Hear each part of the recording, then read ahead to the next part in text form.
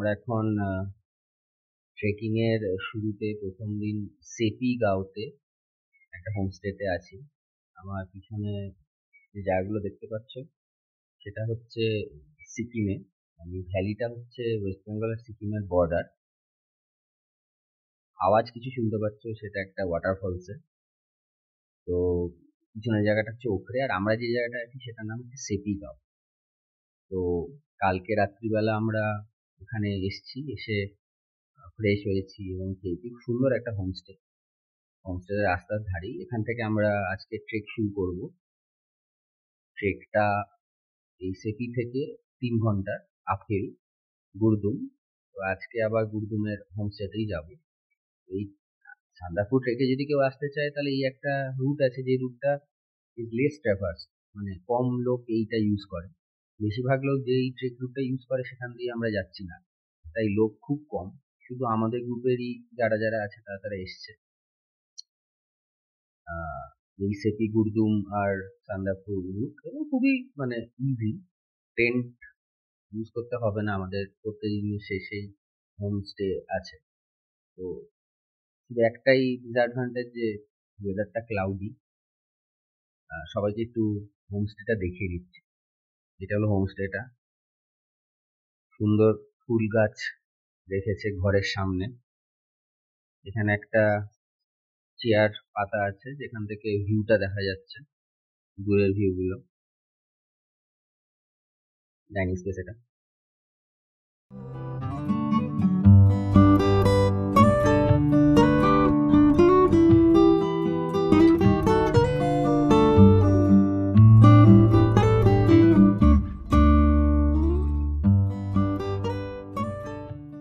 সেপি থেকে ট্রেক করছি, গুরদুমে যাব। 50% এসছি, একটু চড়াই আছে, সবাই হাঁপিয়ে গেছে। এই যে পিছনে দেখতে পাচ্ছ, এই পাহাড়টা পেরিয়ে আমরা যাব। সামনে যে নদীটা আছে ওটা হচ্ছে শ্রীখোলা রিভার। তো আজকের দিনে এই 4-4.5 ঘন্টা ট্রেক করব।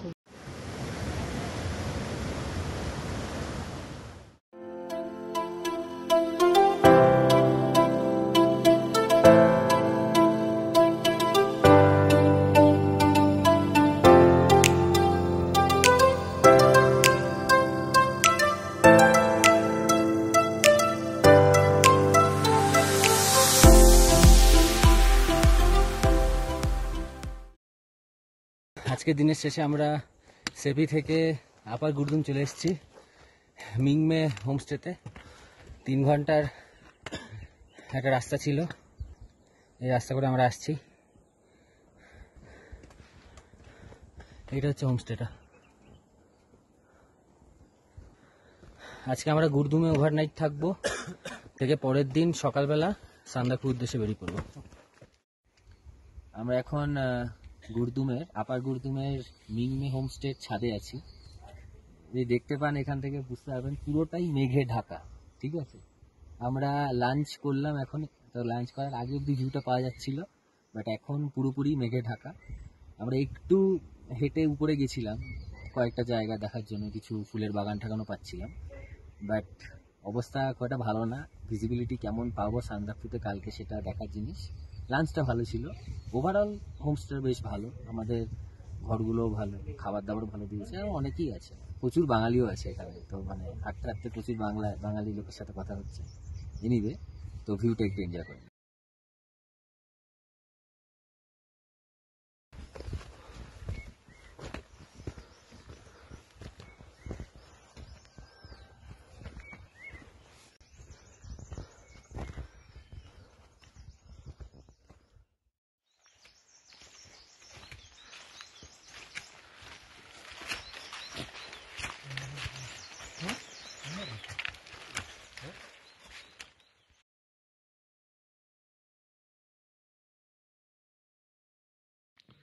আমরা এখন একটা ব্রেক পয়েন্টে এসেছি গুরদুম থেকে সান্দাকফু ট্রেকে।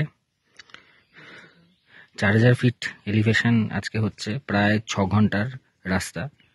বেশিরভাগ লোক এখান থেকে ডিসেন্ড করে প্রথমে মানেভাঞ্জানা টুমলিং দিয়ে গিয়ে, বাট আমরা অন্য দিক ফলো করছি। ডেন্স সিঙ্গালীলা ফরেস্ট পিছনে।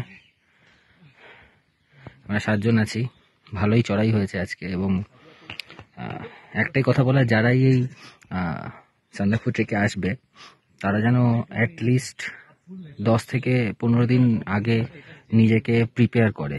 সেটা দৌড়ানোর মাধ্যমে হতে পারে বা প্রতিদিন সিঁড়ি দিয়ে ওঠানামার মাধ্যমে হতে পারে, কিন্তু নিজেকে প্রিপেয়ার না করে যদি ট্রেকে আসতে হয় তাহলে কিন্তু একটু সমস্যায় পড়তে হবে।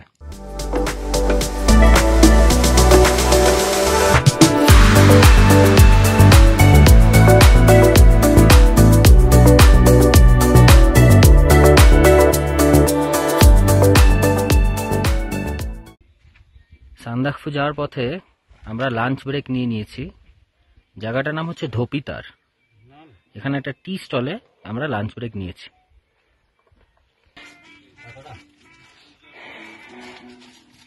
এটা টি স্টল, যেখানে আমরা এখন খাবার বানাচ্ছি, ম্যাগি খাবো আমরা ট্রেকের মাঝে। তো আমরা এখন চলে এসেছি টি স্টলটার কাছে। আমাদের সঙ্গে চলে এসছে তারকদা ফেলে YouTuber, taps in Wonderland channel আছে। তো আমি নিচে ডেসক্রিপশনে দাদার চ্যানেলের লিঙ্ক দিয়ে দেবো। তো তুমি বলো, আজকে তোমার কেমন লাগছে? আজকে খুব ভালো লাগছে। আমরা তো মোটামুটি এখন আপিলেই আসলাম, তো রাস্তা ঠিক আছে, মানে যেহেতু ওয়েদারটা ভালো পেয়েছি আমরা, তো এটা ভালোই ছিল, বাকিটা দেখা যায়। এবং এই যে রুটটা, এই যে শ্রীখোলা থেকে আমরা সেপি হয়ে গুরদুম হয়ে যে সান্দাকফু যাচ্ছি, এটা একটু অন্যরকম রুট এবং এটা অনেকে করে না, বাট আমার মনে হয় এটা অ্যাকচুয়ালি বেটার, কারণ এখানে মোটরওয়ে রোডও নেই। বাকি টুমলিং থেকে যারা আসে তাদের মানে রাস্তা থেকে গাড়িও যায়। টি স্টলটা থেকে এগিয়ে গেছি আমরা, সামিটের দিকে যাচ্ছি সান্দাকফু। পিছনে যে পাহাড়গুলো আছে ওগুলো থেকে যাত্রাটা শুরু করেছিলাম। গাইড বলছে আর 20 মিনিট বাকি, তবে আমার যা লাগছে আরো 1 ঘন্টা লাগবে।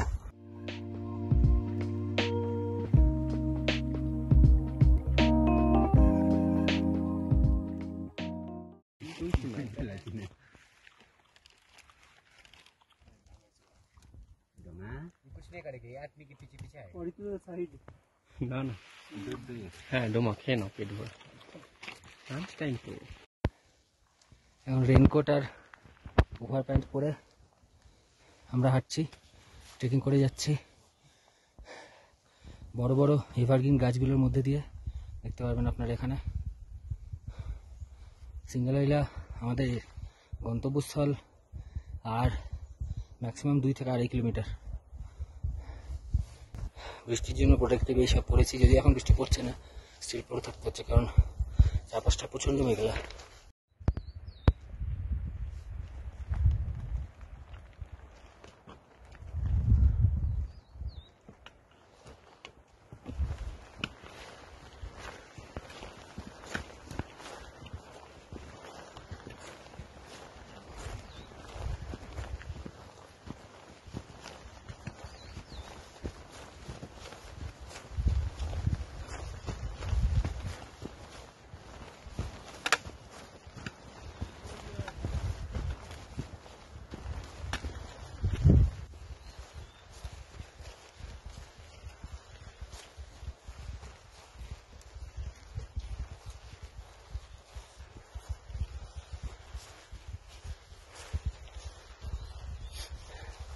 আমরা সান্দাকফু সামিটে প্রায় পৌঁছাচ্ছি। 8 ঘন্টা মারাত্মক ট্রেকে পড়ে কোনখানে ঠান্ডা মেঘ, তার মধ্যে দিয়ে ঢুকছি। দেখে নিন সামনে।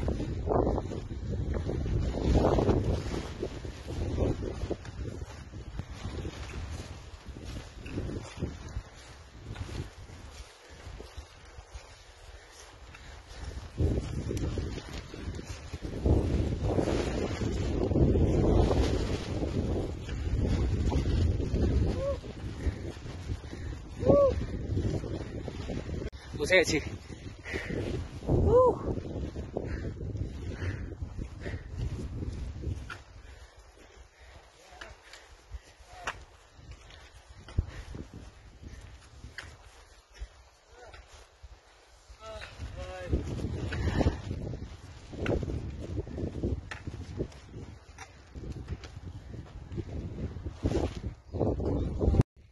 এখন সান্দাকফু সামিটে আছি, পশ্চিমবঙ্গের সর্বোচ্চ জায়গা, প্রায় 11,000 ফিট। চারপাশে এগুলো হচ্ছে মেঘ, আমরা ঠিক মেঘের মধ্যে আছি। যদিও আজকে কাঞ্চনজঙ্ঘা দেখার সৌভাগ্যটা হবে না এরকম ক্লাউডিতে। যে ট্রেকটা আমরা করে এলাম সেখানে একসাথে ফ্লোরাস ফনাস, ছোট ছোট মিডোজ, পাহাড়, জঙ্গলে ঘেরা, নদী, ঝর্ণা। তবে ক্যামেরায় সৌন্দর্য সবসময় ধরে না, যেটুকু ধরে সেটুকুই বলার। এবং তার সাথে একটা ইনফরমেশন দিয়ে দিই যে আমরা এই যে দেখুন এই যে রাস্তাটা, এই রাস্তাটা থেকে এলাম আমরা, তার মানে সেপিগাঁও, শ্রীখোলা, গুরদুম এই রাস্তাটা থেকে। আর এই দিকে দেখতে পাচ্ছেন একটা মোটরেবল রোড আছে। এই রাস্তাটা অ্যাকচুয়ালি বেশি ফেমাস সান্দাকফু আসার জন্য। এটা মানেভাঞ্জান টুমলিং দিয়ে আসে। দেখতে পাচ্ছেন একটা গাড়ি আসছে, তো আমরা ফিরবো এই রাস্তাটা দিয়েই, কিন্তু আমরা একটা নতুন রুটে এলাম এবং এটা সত্যি দারুণ রোমাঞ্চকর একটা অভিজ্ঞতা হলো। টুমলিং এবং বাকি পার্ট অফ দ্য ব্লগ এরপরে আসছে। আমরা এখন সান্দাকফুতে উঠে হোটেল সানরাইজে কফি টফি খেয়ে নিজেদের হোমস্টের দিকে যাচ্ছি। পুরো কুয়াশায় ভর্তি। আমাদের সাথে সঙ্গীও চলে এসছে অনেকে। মেঘ, হ্যাঁ অরিত্রদা আমাকে ভুলটা ধরে দিল।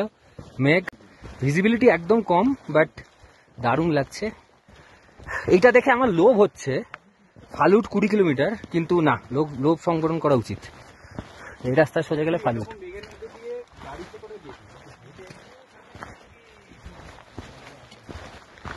অসাধারণ। আমরা পিঙ্কিদি হোমস্টেতে যাচ্ছি সান্দাকফুতে। এরকম আমি আমার লাইফে কোনোদিন দেখিনি যে মেঘের মধ্যে দিয়ে হাঁটছি, ট্রেক করছি। এবং বেসিক্যালি এখন আমরা নেপালের মধ্যে আছি। আমাদের সেই জন্য 120 টাকা করে পারমিট লেগেছে, আধার কার্ডের জেরক্স লেগেছে এবং 2টো করে পাসপোর্ট সাইজ ফটোগ্রাফ লেগেছে। তো এখানে যারাই আসবেন এই জিনিসগুলো যেন সাথে নিতে না বলেন।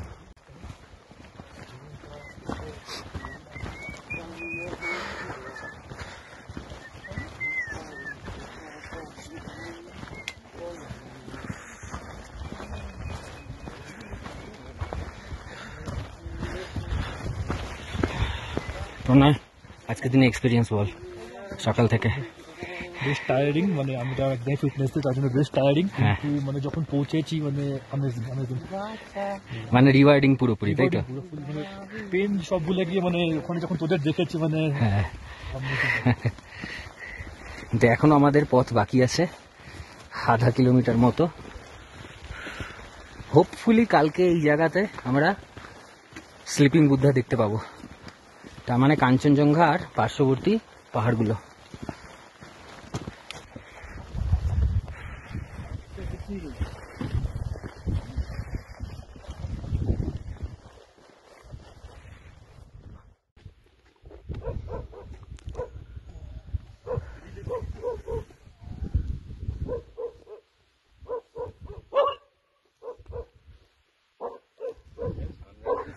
সান্দাকফুতে এই হোমস্টেটাতে, যেটার নাম ভিউ পয়েন্ট হোমস্টে, এখানেই আমরা কালকে রাত কাটালাম। মারাত্মক মেঘ এবং বৃষ্টি, তাই ভিউটা অতটা ভালো নেই। আমরা এখন নেপালের ভিতরে আছি। কাঞ্চনজঙ্ঘা দেখবো ভেবেছিলাম, কিন্তু কিছুতেই দেখা যাবে না, দুর্ভাগ্য। তাও ভালো রোদটা উঠেছে। এবার এখান থেকে আমরা 20 কিলোমিটার ডাউনহিল ট্রেক করব, টুমলিংয়ে যাব। আমরা এখন সান্দাকফু থেকে নিচে নামছি টুমলিংয়ের দিকে, মানেভাঞ্জানের দিক দিয়ে যাব। গাড়ির রাস্তা কিন্তু এরকম নেমে গেছে। প্রায় 20 কিলোমিটার আজকে হাঁটতে হবে। চারপাশে পুরো মেঘলা। আর সামনে একটা কুকুরকে দেখতে পাচ্ছেন আপনারা? এই কুকুরটা পুরো কালকে আমাদের সাথে সান্দাকফু থেকে নেপালের আল অব্দি গেছে, যেখানে আমাদের হোমস্টে ছিল। আজকেও আমাদের সাথে ক্যাম্পেনি করছে।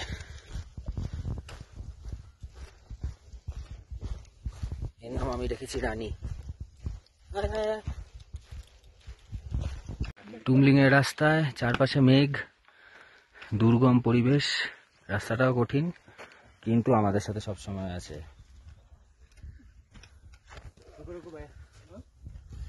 অলওয়েজ সাথী। সাথে বলা হয় না ম্যানস বেস্ট ফ্রেন্ড।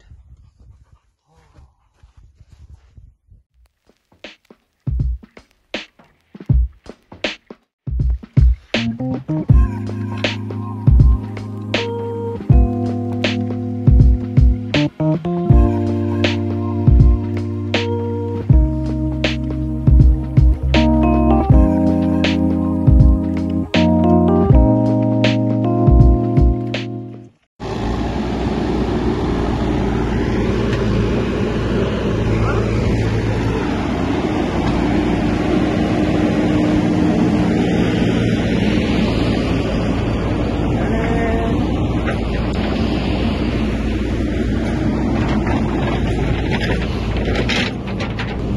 মানে ট্রেকের রাস্তাতে যা কিছু হতে পারে। এখন বুলডোজার দিয়ে রাস্তা তৈরি হচ্ছে, আর সেই তৈরি রাস্তার মধ্যে দিয়ে আমরা যাচ্ছি। যদিও রানী আমাদের সাথে সবসময় আছে, কিন্তু যে এক্সপিরিয়েন্স,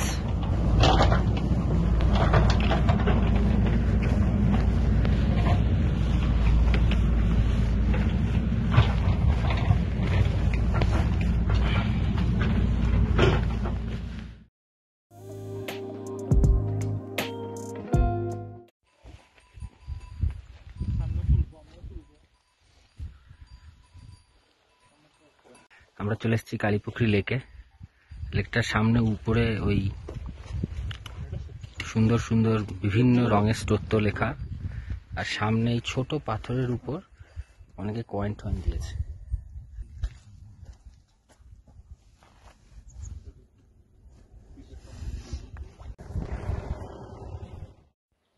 সান্দাকফু যাওয়ার রাস্তায় দাঁড়িয়ে আছি। এইদিকে সান্দাকফু, আর এই যে গলিটা দেখতে পাচ্ছেন, ছোট্ট রাস্তাটা, এটা দিয়ে চলে গেলে নেপাল। যাই হোক, আমরা গাড়ি বাসের দিকে নামছি। গাড়ি বাসে লাঞ্চটা করে তারপরে আরো 7 কিলোমিটার যেতে হবে টুমলিংয়ে।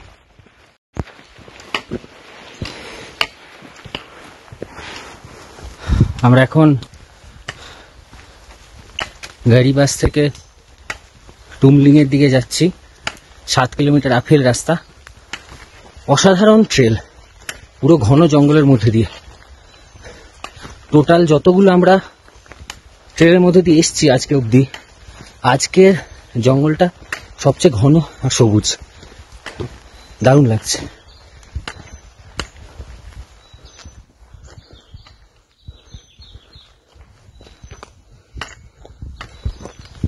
টুমলিংয়ে চলে এসেছি আমরা। টুমলিং ফাটক অথবা গেট অফ টুমলিং, প্রায় 10,000 ফিট। মেঘ এখন আমাদের সাথ ছাড়েনি। এই জায়গাটা অ্যাকচুয়ালি ইন্ডিয়া নেপাল বর্ডারে থাকে, কিছুটা পার্ট ইন্ডিয়াতে, কিছুটা পার্ট নেপালে। আমাদের যেটা হোমস্টে আজকে আছে সেটা নেপালে। এটা হলো সিঙ্গালিলা ন্যাশনাল পার্কের এন্ট্রি। আমরা চলে যাচ্ছি টুমলিংয়ের দিকে। সিঙ্গালিলা ন্যাশনাল পার্ক দিয়ে ট্রেক করছিলাম, ওটা শেষ করে ফেললাম। এখন আমরা যাচ্ছি আমাদের হোমস্টের উদ্দেশ্যে। শেরপা পাসাং হোমস্টে, টুমলিংয়ে যেখানটা আমরা ছিলাম নেপালে। আজকে সকালবেলা এখন এখান থেকে মানেভঞ্জনের দিকে যাব, গাড়ি করেই যাব। আর ট্রেক করতে পারছি না আমরা, কারণ আমাদের সবারই প্রায় শরীর খারাপ, এবং আজকে শিলিগুড়ি থেকে প্রত্যেকের বাস বা ট্রেন ধরারও আছে। তো সেই জন্য আমরা আজকে গাড়ি নিয়ে নিচ্ছি। কিন্তু এই অবস্থা, অল্প একটু রোদ আছে, বাট ক্লাউডের জন্য কাঞ্চনজঙ্ঘাটা দেখতে পাইনি, কিন্তু জায়গাটা দুর্ধর্ষ।